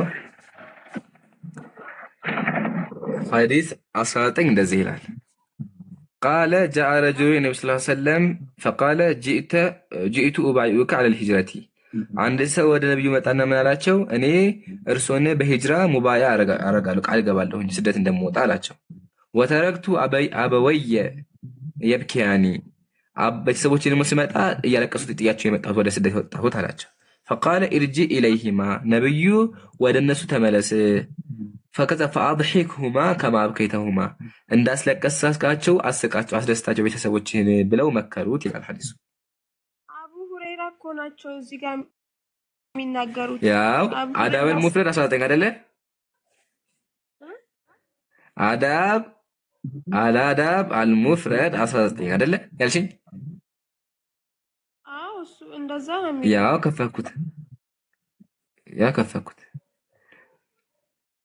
ኤፍራታ ወይ እያንዳንዱ ሰው እስልምና ጥያቄ ሲጠይቅ ማለት ነው ይገርምሻል፣ በዛው የእስልምና ውበት ነው የሚያሳየው ያ ሰው። ይኸው እሺ ላንብብልክ እኔ ጌታ ላንብብልክ። እሺ ቁጥሩን ንገረኝ። አንብበሰን ቁጥሩን ንገረኝ። ማንበብ እኮ አይደለም ማስረጃ አስቀምጪ።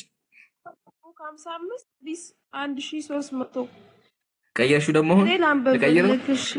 እሺ ይሄኛው አይሆንም ማለት ነው። ይሄኛው አልተሳካ።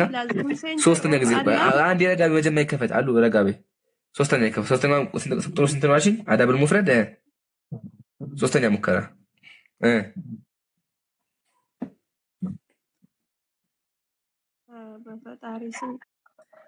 በፈጣሪ ስም 1300 እሺ ሶስተኛ ሙከራ ጌታ ይወርዳት ጸልያ እንደዛ ያዋጣል። እሺ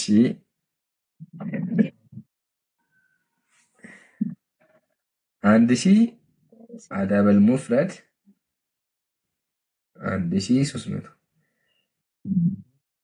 እሺ አንተ ተከይ መልሳ ቆይ ያው 1300 እንደቀጣው 1300 እዚህ ጋር ነው ያለው።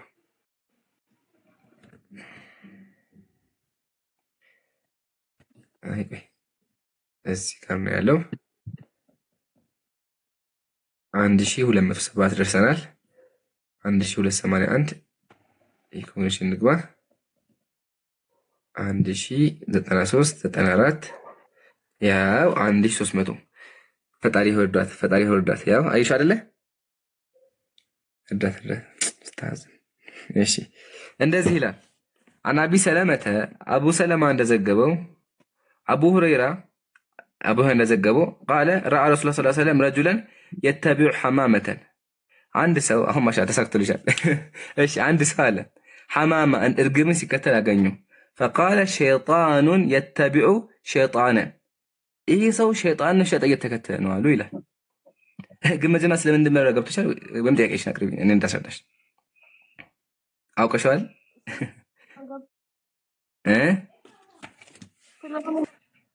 ምን ለምን እንደሆነ ገብቶሻል ያልከኝ? እዚህ ጋር ሸይጣን የተከተለ ነው እኮ ነው ያሉት። ለምን የተባለ ምንድን ነው? ሸይጣን የተባለው ምንድን ነው? ሸይጣን የተባለው እሱ እኮ ነው ያልገባኝ። እሱን ነው እንድታስረዳኝ። እሺ በደንብ ተመከች። የሕሪሱ ሸይጣኑ አን ዩሽገለ ልኢንሳኑ አን ኡሚል ዐዚማ። ሰውየው በዛ ቢዚ ይሆናል። ማለትም ሰዎች አሉ ምን የሚያደርጉ ሰዎች፣ ገድ የሚያደርጉ ሰዎች አሉ። ገድ ሳያጉ ምንድን ነው እርግብን ያዩና እርግብ እንደዚህ ከሆነ ይሳካልናል፣ እርግቧ እንደዚህ ከሆነች አይሳካልንም ይላሉ። ይሄ ምን ይባላል? በስመ አብ ትርጉም እንገኝ። ይሄ ምን ይባላል? ገደቢስ ይባላል አይደለ? ጥንቆላ ወይም ገደቢስ ይባላል አይደል? እንዴ ትክክል ነኝ? አዎ እየሰማሁህ ነው። አይዋ። ስለዚህ ይሄ ተግባር ምንድን ነው በእስልምና ታውቂያለሽ? ይሄ ገደቢስነት በእስልምና ምን ይባላል? በእስልምና ምን ይባላል? ገደቢስ ምን ይባላል? ገደቢስ ሐራም ነው። ስለዚህ ሰውዬው ምን አደረገ? ፈቃለ ሸይጣኑን አየዕመሉ ቢዐመል ሸይጣን። ሰውየው የሸይጣን ሰዎችን ስራ ይሰራል ማለት ነው። አይሻደለ? ሰውየው ምን ይሰራ ነው ያለው? የሸይጣን ሰዎችን ስራ ይሰራ ነው ያለው። ገደቢስ እየሆነ ነው ያለው። ቀጥሎሳ ወሚነ ለህዊ ወልባጢል፣ ባጢልና ለህዊ የሆነ ቀልድ የሆነ ነገር እያደረገ ነው ያለው። ከዛ በኋላ እሺ የተቢው ሸይጣንን፣ ሸይጣን ይከተላል ደግሞ ማለት አይ እነሃ ሸገለትሁ አኒል ሐቂ፣ ከእውነት ያዘችው። አይሻደለ? እውነት እያለ እሱ ግን በምን ተያዘ? በገደቢስነት ተያዘ። እርግቧ ከበረረች፣ በዚህ ከበረች ይቀናናል፣ በዚህ ከበረች አይቀናኝም ማለት አይሻደለ? ይሄ ምን ይባላል? ገደቢስነት ይባላል። ስለዚህ የሸይጣን ተግባር ነው ማለት ነው። ግልጽ ነው? ኦኬ። እንትኑን መከተል፣ እርግቡን መከተል አሁን እሳቸው ማለት የፈለጉት እርግቧን ነው ሰውየውን ነው ሸይጣን ማለት የፈለጉት? ሰውየውን ነው እርግቧን ነው ሸይጣን ማለት የፈለጉት? ሁለቱም ተግባሩን ገደቢስም መሆንንም እርግብን ደግሞ ለገደቢስነት መጠቀምንም።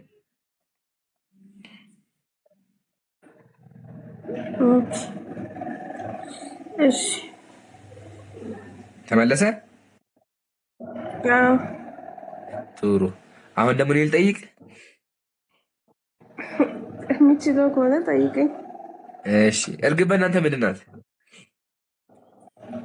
እርግብማ እርግብ ነቻ። እርግብ እንደ ልዩ እንትን ነው የምትታ። ምክንያቱም ከክርስቶስ አላቅም እኔ ጠልቄ ባላቅም እርግብ ነች። በቃ እርግብ ናት። አይ እርግብ ኖ ልዩ እንትን አላት እርግብ። ምክንያቱም ክርስቶስ ሲጠመቅ ምን ሆነ እንዴ? በቃ እሱን ታውቀዋለህ። አንተም እኮ ታውቀዋለህ። እኔን አትጠይቀኝ እስኪ። እኔ የምጠይቀኝ ብቻ መልስ። አይ አትጨነቂ። በቃ ለማንኛውም ግን በክርስትና እርግብ የምትታየበት መንገድ አለ። እሷም ደግሞ እንደ አምላክ የምትታየው እርግብ መንፈስ ቅዱስ ነው በክርስትና። ያስቃል። እርግብን እንደ አምላክ ያሉ እንደ መንፈስ ቅዱስ ያሉ። ለማንኛውም ሌላ ጥያቄ አለሽ?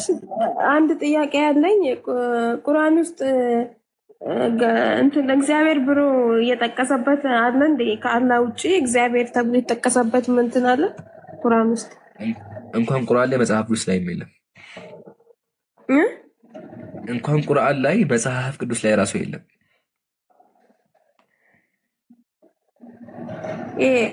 እንትን የተጠቀሰበት የለም። ጋድ ተብሎ የተጠቀሰበት የለም። ጋድም አይልም አይደል? አይልም። እግዚአብሔርም የለም፣ ጋድም የለም። ነቢያት ጋድም እግዚአብሔርም አያውቁም። ይልቅስ ጋድ የሚባል ሰው ነበረ ጣዖት አስመላኪ እንጂ ጋድ የሚባል እግዚአብሔር የሚባልም ሰው ነቢያት አያውቁም፣ መጽሐፍ ቅዱስም አያውቁም።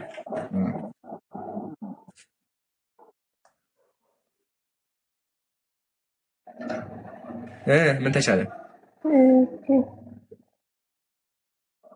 ጋይ እዚህ ጋር ጋድ አለ።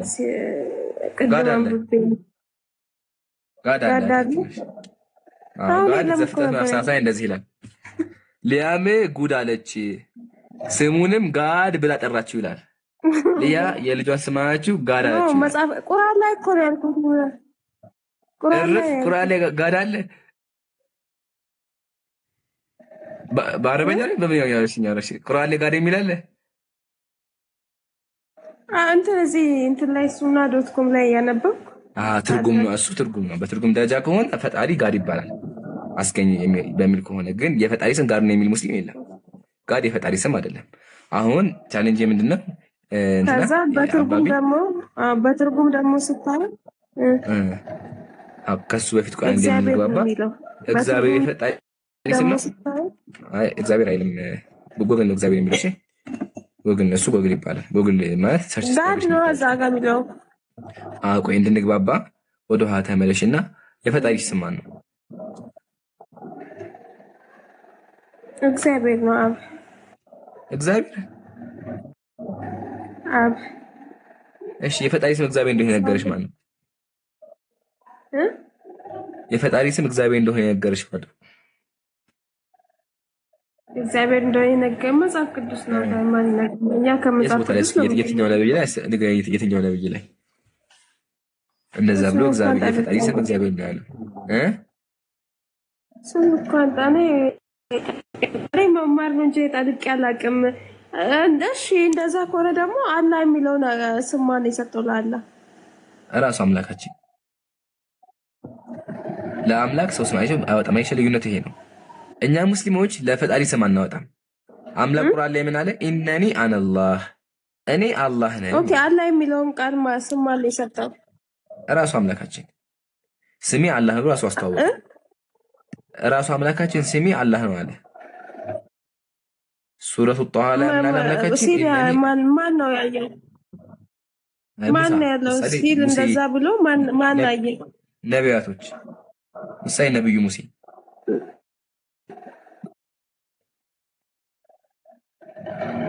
ኦኬ አሁን ለምሳሌ እሺ ያኔ ማን ጥያቄ እንደዛ ኦኬ ሊሆን ይችላል።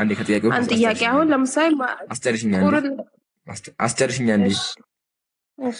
ተመልከች ምን ይላል እዚህ ጋር? እኔ አላህ ነኝ ያለ እኔ አምላክ የለምና ተገዛኛል። አምላካችን ስሜ እኔ አላህ ነው አስቀመጠ። ይህ እነኔ አላህ እዚህ ጋር አላህ ያስቀምጧል። ስለዚህ ሙስሊሞች ፈጣሪያችን የምንጠራው አምላካችን በነገረን ስም ነው። ግን ወደ ክርስትና ስንመጣ ይገርማችኋል። ማፊ የአምላክ ስም የለም። ወላሂ ያውቁት የአምላክ ስም የአምላክ ስምን የሚያክል ክርስቲያን ካለ እኔ ጌታችሁ እኮ ይላል ክርስትና ላይ። ጌታ ስም አይደለም እግዚአብሔር ይላል። እግዚአብሔርም አይልም። ማስረጃ እግዚአብሔር የኢትዮጵያ ቄሶች ናቸው። እግዚአብሔር ያዩት ኢትዮጵያ ያሉ ቄሶች ምን አደረጉ? ስሙማ እግዚአብሔር ነው። እግዚአብሔር ማለት የብሔር አምላክ ማለት ነው። በድሮ ጊዜ የነበረ ስም ነው። የብሔር አምላክ ማለት ነው። የብሔር አምላክ የሚለውን ስም ወስደው ለእግዚአብሔር ለጠፉለት ቄሶቹ በግዕዘኛ እንጂ ጭራሹ ነው ኢየሱስ የማያውቀውም ነቢያት የማያውቁትም። ቻሌንጅ አቀርባለሁ። ክርስቲያን የአምላክ ስምን የሚያክል መጽሐፍ ቅዱስ የለም። በአማርኛ ከሆነ አለ ትርጉም ላይ ቄሶቹ ተርጉሞት ማለት ነው። ግን ደግሞ ነቢያቶቹ እግዚአብሔር ብለው አያውቁም። ጭራሹን አያውቁትም እኮ አንተ አላህም እኮ የሚለው እኔ አላህ ነኝ ያለው እኮ መጽሐፍ ቅዱስ ላይ ነው። በጽሁፍ ነው እሱም እኮ የቀረበው። ይሄም በጽሁፍ ነው የቀረበው፣ ያም በጽሁፍ ነው። ማን የትኛውን እንዳቀረበው በጽሁፍ በጽሁፍ አሳይሽ። በጽሁፍ እግዚአብሔር የሚል አሳይሽ። በጽሁፍ እግዚአብሔር የሚል አሳይሽ ከመጽሐፍ ቅዱስ በአማርኛ ስም ከመጀመሪያ። እሺ ሌላ ጥያቄ ደግሞ ቁርአን እሺ ያው ቆይለት እየከፈኩ ልጠይቅ። ሁለት ስልክ ነው ያለኝ ቁርአን ላይ ለምሳሌ እሺ አዳምጪኝ አንዴ። መጀመሪያ አውጪውና ከዛ አውርተንበት እንቀጥላለን። እሺ እንደዛ ይሻላል። ይመች።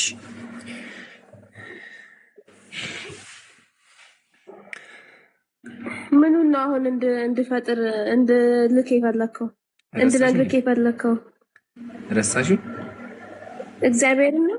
እግዚአብሔር ጎበዝ እግዚአብሔር ነው የሚለውን ቃል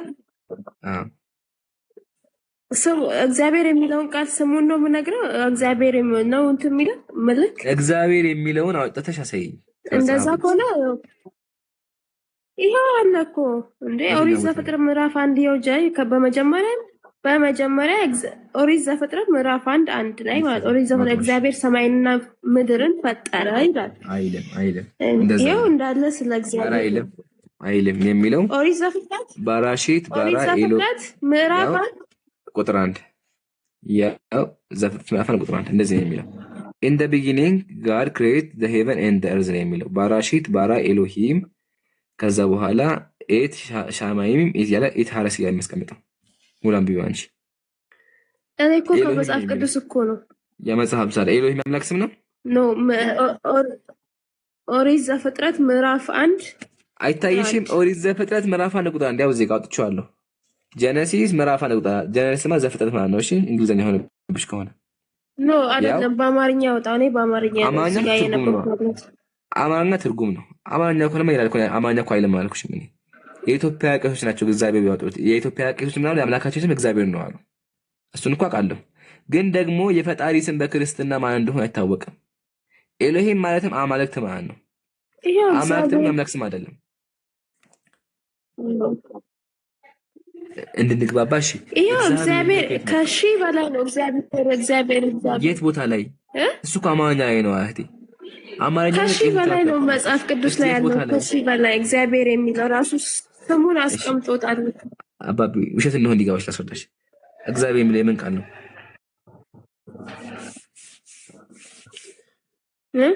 እግዚአብሔር የሚለው የምን ቃል ነው? ግዕዝኛ ነው አይደለ? እሱን አላውቅም። እኔ የጠየቀኝን ይኸው እኮ ክፈች አልከኝ ከፈትኩልህ። አይ እሱ አማርኛ ነው እንዲገባሽ። ቆይ አንዴ ዘጋቤና ጀምሮ እግዚአብሔር ማለት ግዕዝኛ ቃል ነው። እሺ ነቢያት ደግሞ ግዕዝኛ ይናገሩ። ነቢያት ግዕዝኛ ይናገራሉ እንዴ? ይናገራሉ ግዕዝኛ። ያው እስካሁን ቢሆን ምንድን ነው የሚለው? እግዚአብሔር ቃሉ ከግዕዝ የተገኘ ነው። ቃሉ ከግዕዝ የተገኘ ነው። አይዋ ከየት የተገኘ ነው? ከግዕዝ አይደለ?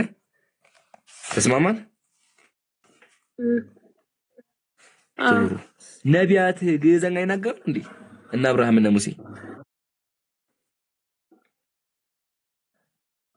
ቡም ነቢያት እና አብርሃም እና ሙሴ ግዕዝኛ ይናገራሉ?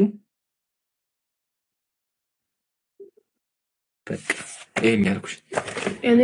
ይሄ እግዚአብሔር የሚለው ቄሶቹ በግዕዝኛ ለአምላካቸው ያወጡት ስም ነው። ኢትዮጵያ ላይ ከኤርፖርት አያልፍም። አምሳይን ባለፈው ሄጄ ነበር አይደል? በርሬ ነበር ስበር በቃ የለም እዛ ጋር ቆመ። በቃ እግዚአብሔር እዛ ጋር አለቀለት ስሙ። ለምን ከኢትዮጵያ ቆጣ እግዚአብሔር የለም። ሜቢ እንደው አንዳንድ ኢትዮጵያውያን ሸልኮ ከሄዱ እንጂ ወደ ውጭ ሀገር የለም ጭራሽ። ኢትዮጵያ እግዚአብሔር የሚባል ነገር ጭራሽ አይታወቅም። ስለዚህ አምላክ ስም ማን እንደሆነ መርመርሽ ማወቅ አለብሽ። ቄስ ለአምላክ ስም አያወጣም። ቄስ ካወጣውማ ፈረንጁም ጋድ ይላል፣ እንትናም ትግሬውም ደግሞ ጎይታ ይላል። ሁሉም የራሱ ቋንቋ አለው ማለት እኮ ነው። እንደ ኦሮሞ ደግሞ ዋቂ ይባል በኦሮምኛ አይሽ አይደለ? ስለዚህ ሰው ምን ያደርጉ ለአምላክ ስም ሊያወጣ ነው ማለት ነው። ዋቂ ሊባል ነው፣ ጎይታ ሊባል ነው፣ ጋድ ሊባል ነው። ግን ዋና አምላካችሁ ስም ማን ነው ካወቃችሁት አቅርቡ። አይታወቅም። እሺ እኔም እኮ እሱን ተቀበልኩ። ግን እናንተ በቁርአን ላይ እኔ አላህ ነኝ ስላለ አላህ መሆኑን እርግጠኛ እንዴት ተሆነ ነው? አላህ መሆኑን እዚህ ጋር እኮ መጽሐፍ ቅዱስ ላይም እኔ እግዚአብሔር ነኝ ይላል አይልም? እኔ እግዚአብሔር ነኝ አይልም መጽሐፍ ቅዱስ ላይ።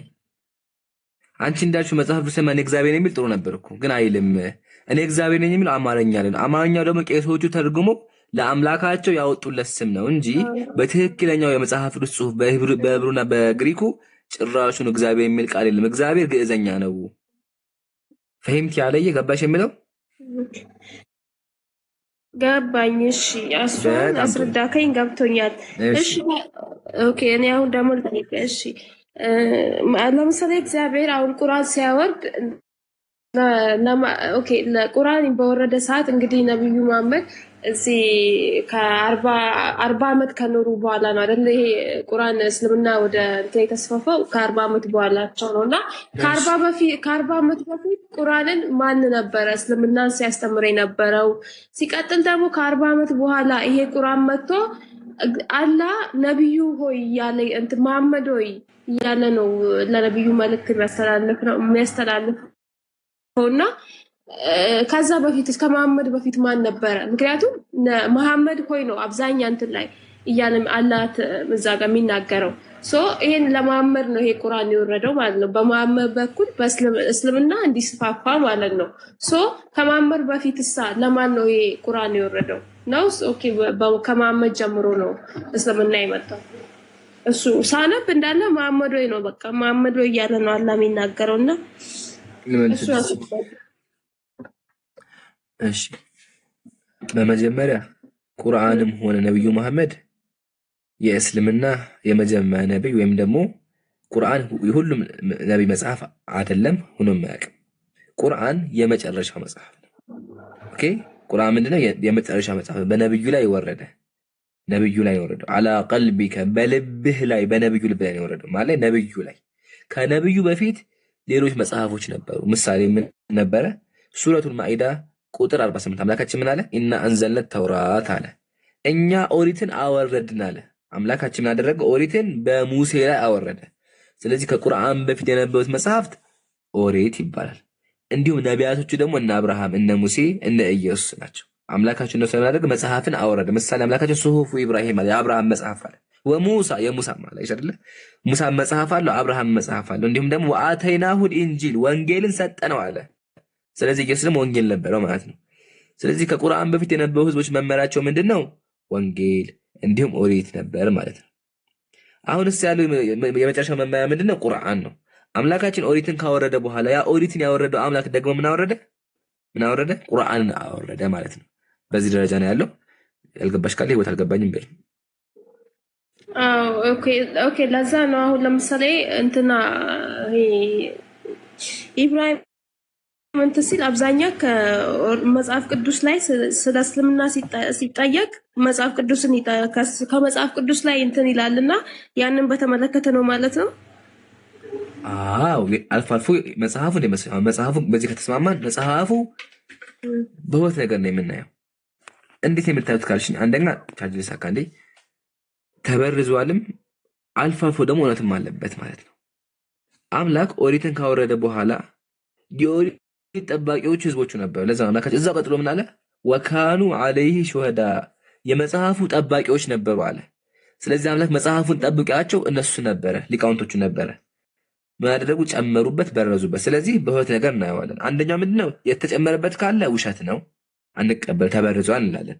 ግን ደግሞ የተበረዘው መጽሐፍ ላይ ምን አለ? አልፎ አልፎ ምን አለ? እውነት አለ። ስለዚህ ዳኛችን ቁርአን ነው። ቁርአን ራሱ የመጣው ለምንድን ነው ካለን ያለፉትን መጽሐፍ የተዋሸውን ነገር ሊያርማቸው ነው። ለዛ ነው ወሙሃይሚነን ዐለይሃ አለ። ቁርአን ያለፉት መጽሐፍ ተቆጣጣሪ ነው አለ። ቁርአን መጥቶ ይቆጣጠራቸው፣ ያርማቸዋል።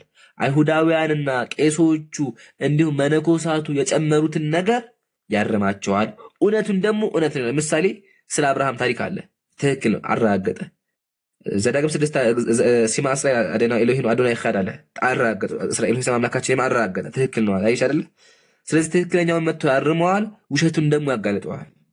ስለዚህ ያለፉትን መጽሐፍ በምን ደረጃ የምናያቸው? የተበረዙ ናቸው፣ ግን አልፎ አልፎ ምን አላቸው? ቅሪት አላቸው ብለን እናምናለን። ለዛ ወንድም ኢብራሂም ብዙ ጊዜ ከነሱ መጽሐፍ እየጠቀሰ ስለ ነቢዩ ትንቢት የሚያስተምረው ማለት ነው። እኛም የምንጠቀመው ግልጽ ነው። አይ እሺ፣ አመሰግናለሁ። ጨርሻለሁ። እሺ፣ እናመሰግናለን። ያ ጀማ ወላሂ ያው ዛሬ ደመቅም ቃላልንም አፉ በሉኝ። ትንሽ ድምፄን ያዛርጎኛል። ትናንትናም ደግሞ ሀዘን ላይ ነበርኩኝ። ዱዓ አድርጉ እስኪ። አንድ የዘመድ ልጅ ሞቶ ነበርና እዛ ነበር ያልኩት። አላህ የጀነት ያርጋት። ዱዓ አድርጉ ኢንሻአላህ። እናም ብዙም እረፍት አላደረኩም። ኢንሻአላህ ነገ በሰፊው እንገናኛለን። ለዛሬ እዚህ ጋር ይበቃናል። ዲያቆን አቡኪ መጥቷል። ዲያቆን አቡኪን ዘይራቸውና ከዛ ነገ ደግሞ እንገናኛለን ኢንሻአላህ። ኢብሮስ ሰላም አለይኩም።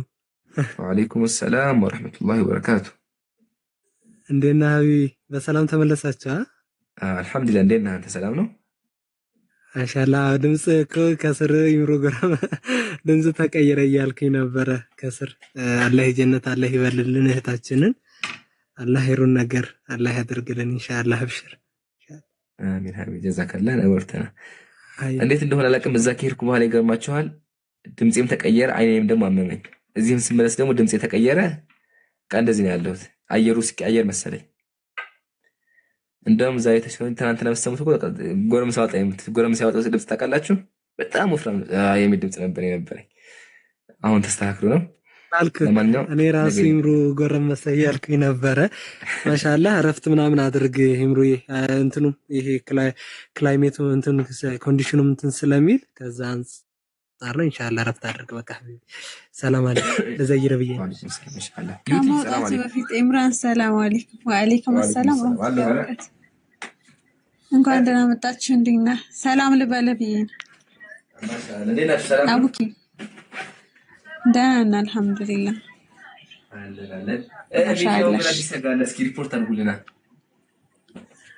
ምን አዲስ ኃይል በክርስቲያን ዙሪያ ነው። በክርስቲያኖች ዙሪያ ከሆነ ያው እንትን ላይ ጭንቀት ላይ ናቸው። ያው እናንተ ደግሞ ስትመጡ ተቀጥሉበታላችሁ ብለናል። ኢንሻአላህ አላህ ይገዛቸው ማለት አላህ ይገዛቸው ሳይሆን ይርዳቸው አምላካቸው። አንዴ አውሪሽ መጣ የሆነ ነገር ለማጣ አወራቸው አንዴ። እሺ መጥቻለሁ ግን ሐሳብ ካለ ቀጥ እኔ ምን ኢምራን መንፈስ ቅዱስ እንደሚሮጥ ታውቃለህ እንዴት? አዳ ዋናው ሮጥ አይደል እንዴ? አመኑ እንደሱ ነው። አረ ላይ ጭንቀት ላይ ናቸው ኢምራን። የሰሞኑን አጥይቀኝ ሲጀምር አይገቡም ቤት ማትቻ እንደውም አንተ ቤት ዛሬ ማሻአላ ናቸው። በጣም የስላሴ ነገር ከተነሳ ተው ጭንቀት ላይ ናቸው። አይ የስላሴ ነገር ህዝቡን እያወዛገበ እንደሆነ በደንብ ተነግሮናል። አልሐምዱሊላህ የቤት ስራ ሰርቷል። የቤት ስራችን ሰርቷል። እንቀጥላለን። ግድ ነው ስለ መንፈስ ቅዱስ እንደውም አሁን ጾታው ብቻ ሳይሆን ፎከስ የምናደርግበት አዳዲስ ቶፒኮች አሉ። ኢንሻአላህ ነገ ጀምሮ በሰፊው እንገናኛለን። እኔ ግን ማለት እንቅልፍ የነሳኝ ነገር ኢምራን ምን መሰለህ መንፈስ ቅዱስ ሲሮጥ ማለት ነው አሁን አይነጣጠልም ስለሚሉ አብና ኢየሱስ አብረው ይሮጣሉ ወይ እሱስ ከየት ወዴት ነው የሚሮጠው የሚለው ጭንቀት ነው ብኛል። ያው ከየት እንደሚወጥ እንግዲህ ቼክ ማድረግ ነው። ግን ብቻውን አይወጥም። አይተሽ ከሆነ እኮ አብርሃም አንዱ ንጉስ ታጥቦ ነበር ካስታወሽ አይደል? ታውሳለህ? አንዱን ሲያጥብ ሁለቱ ታጥቦ ተገኘ። አንዱን ሲያጥብ ደግሞ ሶስቱ ታዘሉ እና እንደዛ ሊሆን ይችላል። ብቻ ግን መንፈስ ቅዱስ አይደለም ይችላል። መንፈስ ቅዱስ ሴት ነው ባይዘው ታውቃላችሁ። በክርስትና መንፈስ ቅዱስ በሴት አንቀጽ የተቀመጠው ጾታውን ሴት ነው። እሱ ላይ እናወራለን ኢንሻአላህ። መጽሐፍ አክሲማሮስ ላይ ያለ እናወራበታለን። አምላካችሁ ሴት ነው ስትሉ ማለት ነው። ህይወት ድምጽ ይሰማል ግን ኢምራን ይሰማል። አንዱ ምን እንዳለ ታውቃለህ? ግን ማይክ ነው መሰለኝ የሚያንስ ተቀበዋል።